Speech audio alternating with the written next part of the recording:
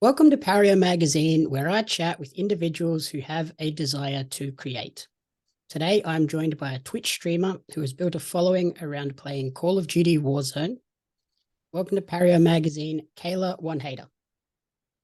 Thank you. So, Hello.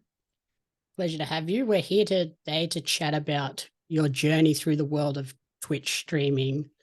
Before we dive into that, though, do you want to give our audience a brief little introduction as to who Kayla is away from gaming? Well, away from gaming, I just finished cosmetology school, so I'm going to be a hair and makeup stylist. So that's what I'm starting a new career in right now. I also love to cosplay, makeup, and like I said, all of that. So yeah, that's mainly what I do outside of that for my everyday job and work area. Before that, I used to be manager at places like Hot Topic, Spencer's, a lot of piercing kind of stuff. So outside of gaming, that's really what I did. But I've been gaming for so many years before that. It just finally started to make a grew a following with like the cosplay stuff. So it got me into being able to stream gaming and stuff too. Okay. Did the sort of cosmetology stuff follow on from just the cosplay passion as well? Trying to upskill a bit? Honestly, yeah. I've always grown up like I love doing like bright colors in my hair, fashion colors, stuff like that. So I always did it with that. And then once I started to do more of the makeup side, I was like, oh well, hair and makeup together, I can completely do different characters and stuff like that. So that's what got me into cosplaying originally. And then I was like, actually I kind of go hand in hand because with cosmetology, you're licensed to do like anything in the kind of field like that. So it'd be perfect for cosplaying. I would like to work on movie sets one day, stuff like that. So that's what really kept me in that field. Okay. Cool to sort of build a potential career out of a previous passion. Yeah, absolutely. So then on the gaming front, when and how did you first discover that particular passion? I mean, when I was young, between like 5 and 10, I remember having growing up with like the N64 and all my dad's Sega stuff like that. And then I had my own PS2, PlayStation, then PS2, and I would just play games. I really didn't think about too much, and then I never like because I was so young, it was just a lot of fun to me. But then I realized like I kept playing games and getting better at them, and kept growing. So ever since then, I started playing, and then when I was maybe an early teenager, I started to play Call of Duty. So I have been playing Call of Duty for like 15 years. By that point, or by now from then, and I just kept up with it, evolved with it, and kept going. So that's really what grew me on there, and that's definitely my most played game, which is why that's mostly what I stream too. Okay. So at the moment, Warzone is kind of, or Call of Duty and Warzone are your main game. What were some of your Yeah, favorites growing up? growing up, definitely Spyro was probably one of my all-time favorite. I used to really be into League of Legends and those kind of things, but I just kind of I like to change things up really bit. I do get um I wouldn't say bored easily, but I like to change things up a bit. So I just feel like certain different games and trying out different stuff. I was into really horror games for a while, and survival games. Like that's really fun to me. I love exciting things that kind of games that can go really differently depending on which direction you take. So I really was like dabbling in that for a while, but I think just I feel like with Call of Duty Warzone, that was just like the most stable one and things I was good at. But it's crazy to think that like Spyro and those kind of games would eventually be turned into like just first person shooter games mostly. Mhm. So outside of when you're like streaming, are you playing other random games rather than Call of Duty on stream and then Call of Duty off stream as well? Yeah, because I definitely feel like when I'm playing Call of Duty and Warzone, it's more of competitive side of it. So it is nice to just be able to play some games and relax. Even games like Fortnite, I get on with my friends when I'm really not. I play Fortnite online sometimes, but like on stream, but just on my own, or I'll play against some horror games. I played like Evil Within just kind of on my own, or Dead Space. I kind of play on my own. They would be great games to stream, but I mostly stream when I'm doing more competitive things. So a lot of like single playthrough, or even something like It Takes Two. I just like to get my friend or something and just play through it in my free time. off stream just to kind of chill and not have to worry too much about trying so hard to be good and to win like tournaments, stuff like that. So it is nice to just chill with those games outside of stream. And not have to be on for the audience as well. You can just Yeah, be exactly. relaxed and chilled out. Oh yeah. How did you sort of discover the whole streaming world and Twitch?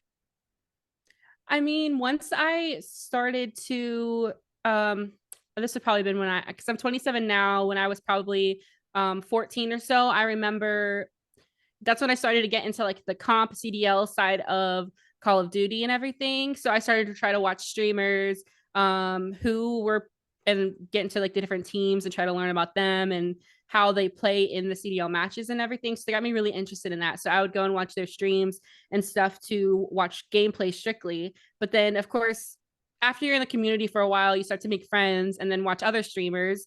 And then you learn about all these different varieties of stuff that people can do on Twitch.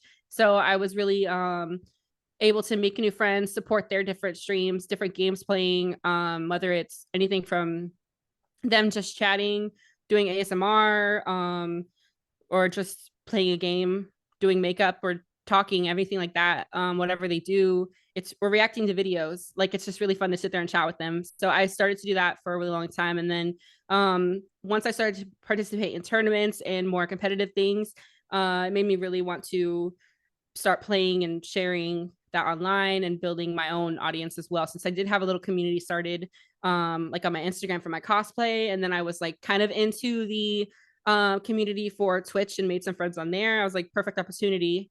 And that was about 2 years ago when I started streaming like full time. I've tried to dabble in it before, but actually picking it up and sticking to it consistently, yeah, it's been a couple of years now, and I'm really glad I did.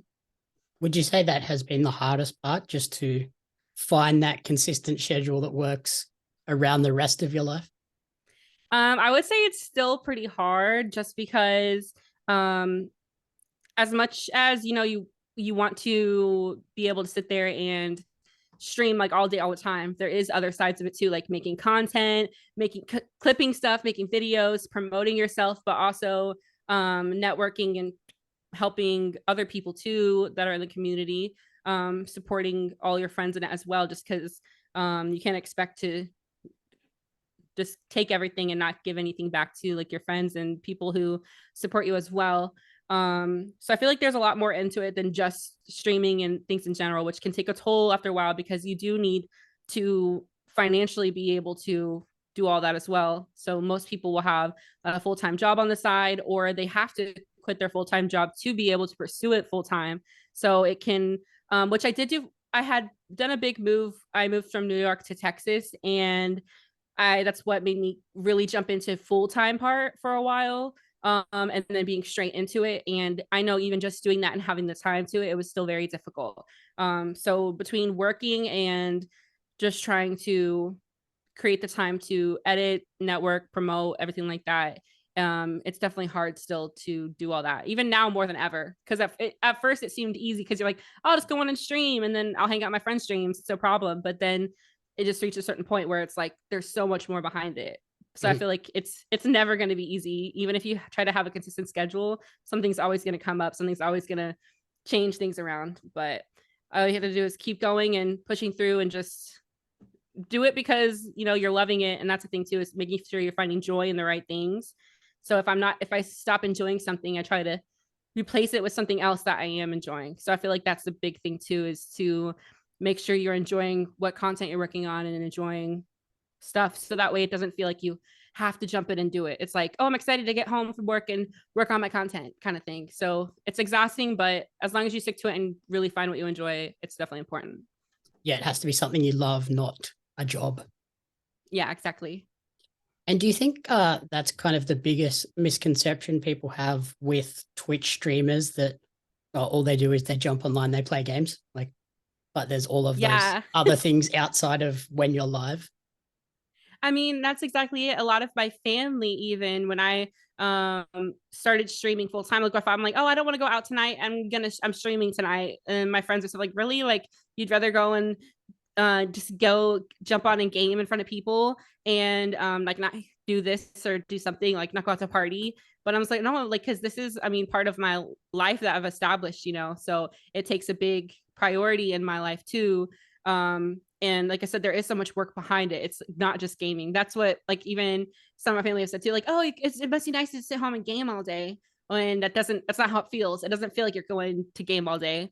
So I feel like that's a big thing too. It is a job within itself just to keep going, and just to be able to stream more, you still have to put so much behind it. So I feel like that definitely has a big difference in how people see it.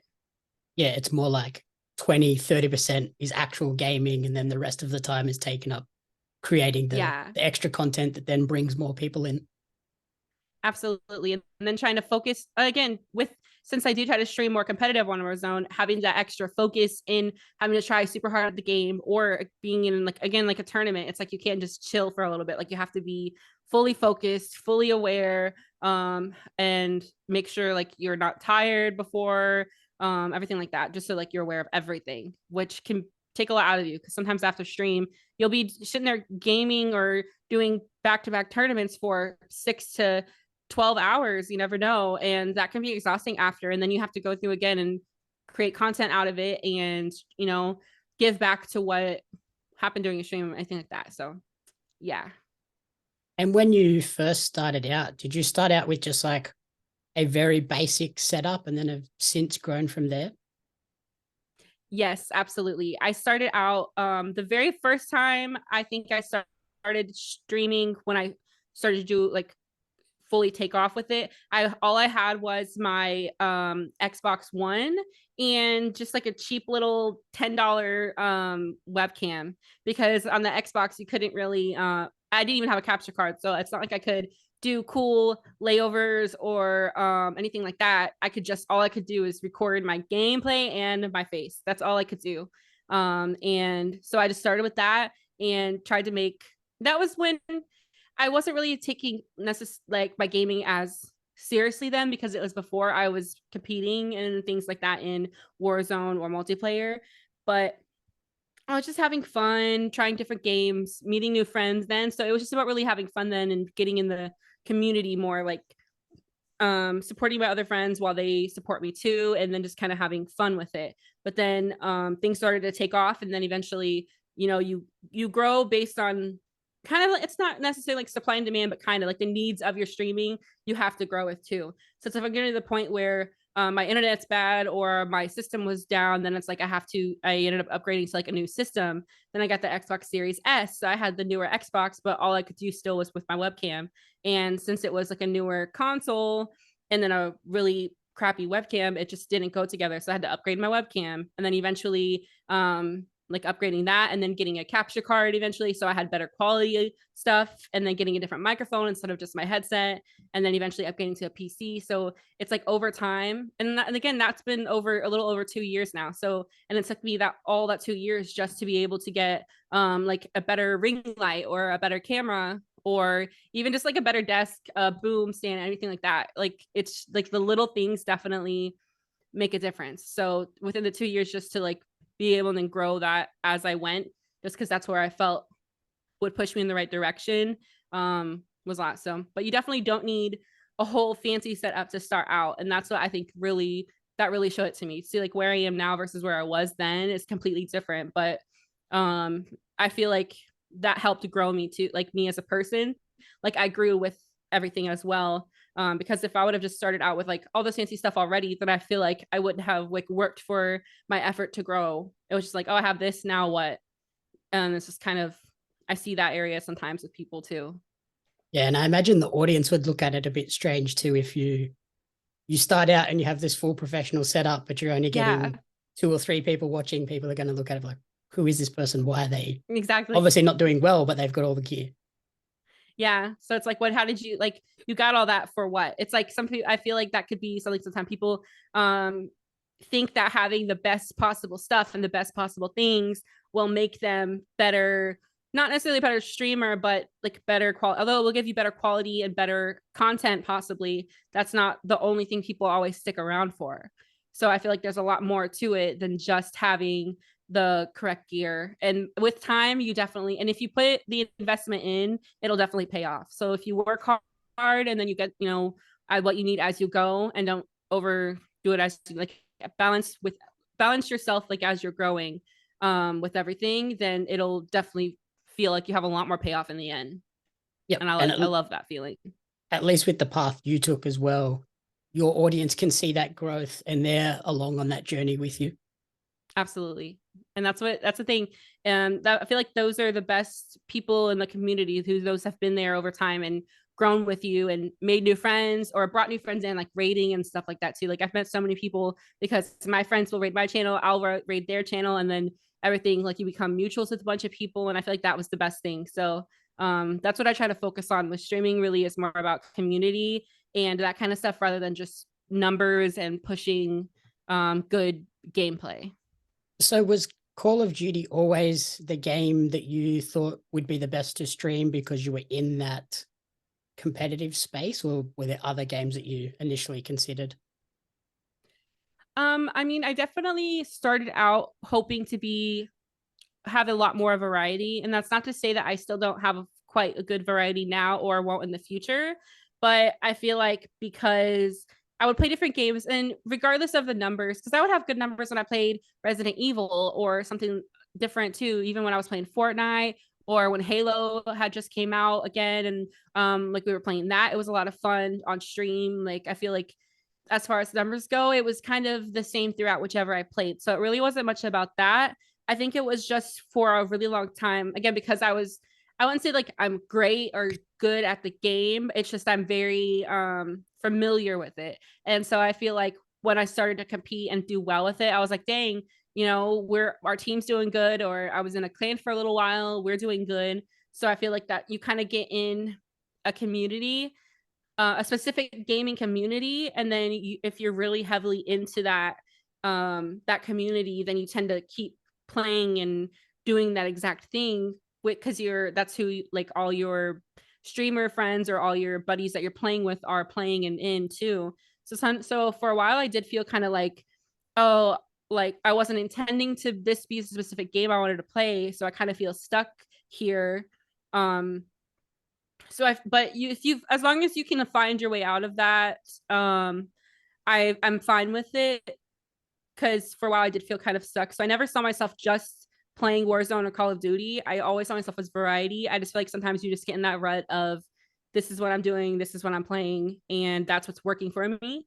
So I feel like I try to not solely focus on that specifically, but for a while I feel like that's kind of how it was. But I'm hoping in the future to keep doing some more variety stuff.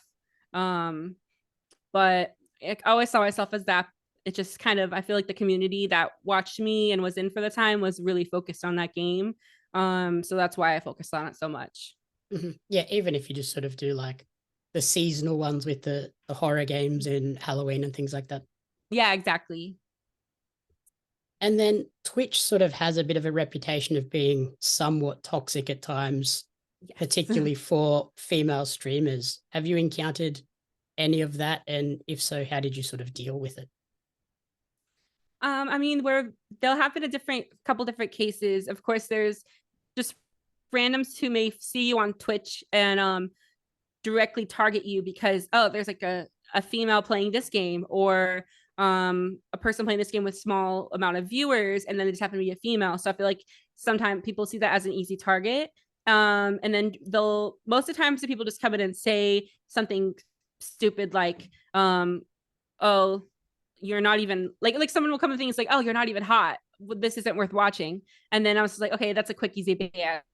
Like it doesn't really bother me. I'll ban them and they won't have to worry about it. But there was a case sometimes, it was actually in a multiplayer lobby on Search and Destroy, and those, of course, Warzone and COD, like the games are toxic in general. So I have built pretty thick skin because just being in that community my whole life. But there are times too when some of the people in the lobbies I'm playing with like, no, I'm streaming, and then they get mad because like, oh, I killed one of them, and then they'll just be like, they'll start getting mad and like calling me names, calling stuff. I even have some content that I've made for TikTok purely based on the toxic things that men will say, or even other females. It doesn't really matter. Some people will just be like that just because they are.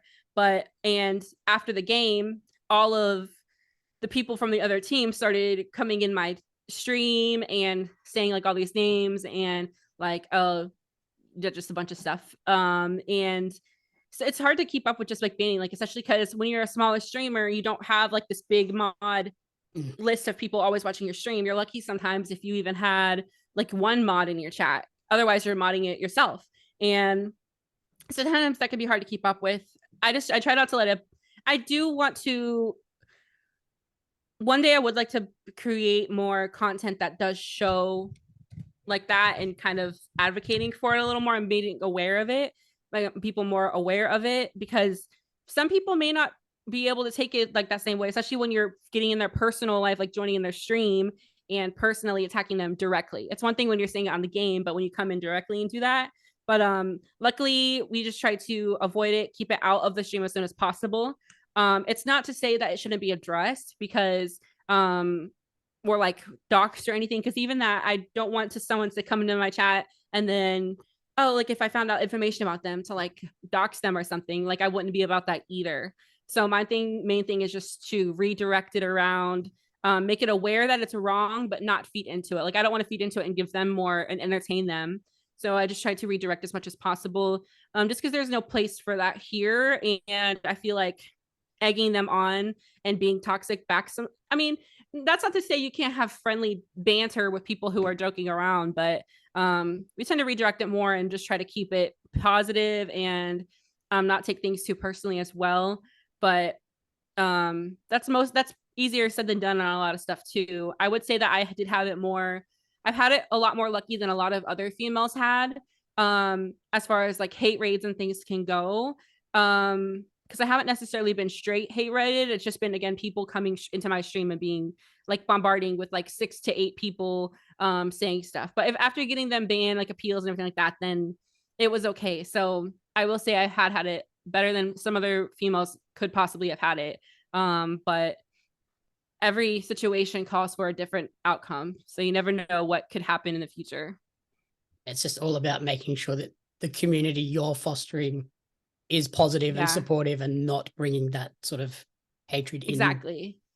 Yeah, I've seen that ruin community sometimes too. It's like even the streamer themselves, they try their best to stay positive and keep that hate out. But then even some of their mods can start stepping in and saying stuff that might not be positive back. And then that puts a bad light on you as well, because it's your community and you're responsible for that in a way as well. So making sure everyone's on the same page with that and being able to manage people's reactions to things and how it goes can be really something to deal with. And then in terms of what would be your top tips for people that are aspiring to get into streaming and grow a community like yours? I will say again, the main thing is you don't have to have super high quality equipment starting out. I would stick more on the community side of it, making friends that you are comfortable with, trying to keep, because I mean there are people too, it's like you get friends with and then you realize maybe in the future they are problematic. So being able to control, like handle that and be professional in the way that you talk to people as well. So I feel like, oh, if I'm handling a situation, I don't want to just start saying random stuff that is could be hurtful to other people or certain groups of people too, you know? So making sure that the way you do come back, or if you, I mean, that's not to say you can't have personality and you can't say how you feel, because I feel like that's what's really important. But being honest and professional with the way that you say them and approach people can make a big difference too. So stand up for yourself on everything, just to make sure that you are courteous and professional in the way that you do it. I would say that's a big thing as well, for sure. And how much do you think with the newer consoles, I think it was the PS4 was like the first one that just introduced the streaming directly from the console. How important do you think that was to sort of introducing people to this concept of streaming? Oh yeah, I definitely think it did a lot for it, because that's how I started out, just the direct streaming from my Xbox and the people on the PS4. Although it may be harder to grow and build that community straight on that, then it's still something that you can start with, because some people don't even have, because I think on the PS4 you have to have the actual PlayStation camera Mhm. to stream directly from it with a camera, and some people like they didn't realize that, or they didn't have that, so they still stream. I was like, I encourage you to still stream, like even if you can't use your mic, because you might get some good gameplay on live, and you can still chat. So it's, you can, as long as you can still chat to your audience, then you could either grow into doing a like anonymous streamer kind of thing, like a virtual streamer. Those are really cool. So it's like there's just different areas that you can take from it. So I would say just like wherever you're able to start, um as long as you're really focused on that and really want it and eager for it, then wherever you are able to start, work with what you have. um and I feel like that's great for that, although it may be a different approach to joining the Twitch community than just easily being able to run it from your PC. I just feel like as long as you adapt to whatever situation you're in with it, then I think it's great that people can use that platform now. Again, that's how I started, and here I am now with this setup and with a little bit more of a following. So I feel like it's a really great way to get into it. It starts out a little like simple, so that way you can start out super simple and then work your way up. So I think it's great for the community and for new streamers and new people to get seen, and kind of give you a idea of what it's like to be in that community for sure. Yeah, a good little taster without having to Yeah, go and spend a fortune on bits and pieces. exactly. And then looking ahead, what would be your ultimate dream with streaming? Do you want to just sort of keep it as this separate side thing alongside the cosmetology, or would you like to go totally full-time streaming and content creation? I do love, because I love doing it even regardless of what I'm doing. So even if I wasn't just streaming games, I used to go to conventions a lot. I am going to start going to conventions hopefully this year. Just because with moving completely different states and stuff, it does take a while to regrow and get used to the area and get to know what things are going on around you. So I feel like I want to stream anything with that as well. But I also, on my hair side of things, I started to create content as well. And excuse me, that goes really well with its own crowd, but they're two completely different areas, like of communities and people who are interested in it. So I do try to keep it separate, but I do want to start streaming when I'm doing hair and doing makeup and cosplay looks and stuff like that too. So I want to be able to make content creation and even stream for both of them, just for completely different purposes. So I'm going to try, that's what I'm working on this year, is to try to create a way to involve them both, but still keep them separate in a way, just because, again, it's completely different crowds for both. Like a lot of people who are on my makeup and hair stuff don't really game. So they don't want to watch me play Call of Duty because they don't really know what's going on or play something. And then a lot of people who are gaming or in my other community don't really care as much for. There's a fine line, because some people do, there is that side that does cosplay and loves makeup and hair too, but not all, but like 75% of them aren't as interested in that type of content. So I'm finding a way to be able to merge them, but like for that way, for I can still have like be the same person on both sides, but have different things going on. So Yeah, it's not like a direct one-to-one crossover of yeah, everyone, but there is a little bit of an overlap there. absolutely. Do you find that one is more heavily female audience and then the other one is more male audience? Yeah, I mean, surprisingly though, when it as far as cosplay goes, a big chunk of that could be um like male audience. So it kind of creates an interesting mix on that side. So that's why I tend to try to keep the cosplay part of the beauty more towards the gaming side, just because I Mhm. feel like it'd be more connected, because it's not just like all females, it's a good mix of all of them. But in the beauty side, it definitely is like more female crowd, because obviously a lot, like even going to cosmetology school, a lot of my friends were like, oh, we want to support you on stream, we want to come watch your stream, but none of them play. So it's like I need to make content that's going to be focused on what more of what they'll want to do too, or like want to see too. um but yeah, there's definitely a difference for that. I guess that's a big tip too. If you are Yeah. getting into the content creation realm, don't create content for yourself, create it for the audience. Yeah, because I mean, it has to be something you for sure enjoy. But if you're just pushing out a bunch of stuff that, oh, I love this, but it just doesn't stick in the general like what people like even like that's why people do trends a lot, like on TikTok. You can just do your own, you can try to create your own trends or do your own thing, but growth and stuff will come from your take on different trends or on taking the trends and making them your own as well. So I feel like on Instagram with my hair stuff, it really grew because I was just posting pictures and then like, oh, reels are really growing, reels are really getting big, that's where the views are at. And then I started to make reels and then it was really fun. So then I started to create reels because that's what was doing well, but then I really enjoyed it. And then that's what helped grow my hair stuff too. So it's really just taking what the content that people will watch and want to see and then adding your own flair to it. Definitely. Brilliant. So that's pretty much everything. Where is the best place for people to support you and track your creative journey moving forward? Absolutely. Well, I do stream on, like, as far as Twitch goes, Kayla Wanheda on there. I stream. Well, I will be back to a regular schedule, streaming around 5 days a week. Usually, I used to be every single day. My Instagram, Kayla Wanheda, that's where I post a lot of my cosplays, makeup looks as well. And then I'm starting to create more content on TikTok too. So I feel like that's more of clips and daily stuff, and then Instagram is more of like my cosplay and makeup journey, but Twitch will be more often for sure. And I'm gaming on there, mostly again Call of Duty, but I am growing and trying to do a lot more stuff on there too. So there'll be a lot more to check out soon. Brilliant. We'll put all the links at the end of the article and in the videos. Thank you so much for taking the time and good luck with everything this year. Thank you so much. And thank you so much for having me. It's been great.